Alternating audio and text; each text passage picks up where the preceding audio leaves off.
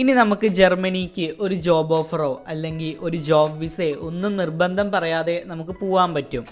ലോകത്തിലെ ഏറ്റവും മനോഹരമായ രാജ്യങ്ങളിൽ ഒന്നാണ് ജർമ്മനി എന്ന് പറയുന്നത്. പ്രകൃതിപരമായിട്ടൊക്കെ വളരെ മനോഹരമായൊരു രാജ്യം. ഈ ഒരു രാജ്യത്തിലേക്ക് ഇപ്പോൾ പഠിക്കാനാണെങ്കിലും അല്ലെങ്കിൽ ജോലി ചെയ്യാനും അവിടെ ജീവിക്കാനൊക്കെ ഒരുപാട് ആൾക്കാരാണ് പോണത്. യൂറോപ്പിൽ തന്നെ ഏറ്റവും അധികം ആളുകൾ വിദ്യാഭ്യാസത്തിനായിട്ടും അതുപോലെ തന്നെ തൊഴിൽ അന്വേഷിച്ചിട്ടും ജർമ്മനിയിലേക്ക് വരുന്നുണ്ട്.